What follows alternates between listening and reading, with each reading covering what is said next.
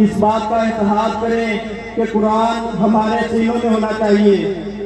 इंशाअल्लाह हम अपने बच्चों को कुरान पाक का हाफिज बनाएंगे और इन बदबख्तों को पैगाम पहुंचाएंगे कि आप कुरान की बेहुरमती करके ये समझते हैं कि कुरान को नाउज़ुबिल्लाह मिटा देंगे।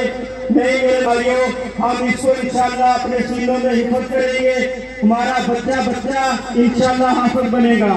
और कश्मीर के हवाले से मैं पैगाम देना चाहता हूँ, कश्मीर पाकिस्तान की शान है। आप सब भाइयों नारों का जवाब दे, नारे तकबीर, हुर्मते कुरान पर, कश्मीर यहाँ से रिश्ता क्या।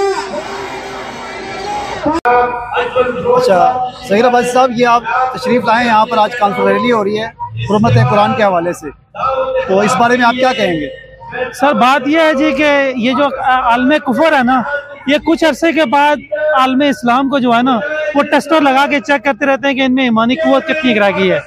तो हमें चाहिए कि हम इसे ज़्यादा से ज़्यादा इसकी पुरज़ोर मज़म्मत करके अपने घरों से निकल के फिर आलमे जो कुफर है उनको ये बताएं कि उम्मत मुसलमान की जो गैरत है वो उनकी जो गैरत अभी तक जिंदा है। तो हम इंशाल्लाह अपने कुरान की खातिर जान भी कटवा देंगे, अपने कुरान की खातिर इंशाल्लाह से अपना जान माल रिज़्क सारा कुछ कुर्बान कर देंगे। आज 5 फरवरी भी है, यौम कश्मीर पूरे पाकिस्तान में मनाया जा रहा है। तो 75 साल गुजर चुके हैं, कश्मीर की आवाम जो है अपने हुकूक के लिए लड़ रही है, तो इस हवाले से आप क्या कहेंगे? देखें जी, कश्मीरी जो है उनका हक बनता है उनको आज़ादी का। तो ये आप इस छोटी सी बात से आप अंदाज़ा लगाएं कि पहले आपने कभी लॉकडाउन का नाम नहीं रखा था, लेकिन इंडिया ने जब लॉकडाउन लगाया है कश्मीरियों पे, उसके बाद आपको पूरी दुनिया में लॉकडाउन के नाम से आपने देखा है कि पाबंदियां लगी हैं अल्लाह की तरफ से। तो अभी भी आलम कुफर जो है होश के नाहन ले और कश्मीर को उनकी आज़ादी दे।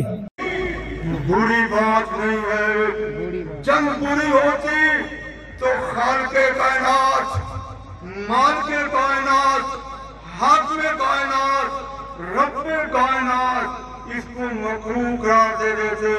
अगर जंग कोई शर होती तो पैगंबर सल्लल्लाहु अलैहि वसल्लम रहमतुल आलमीन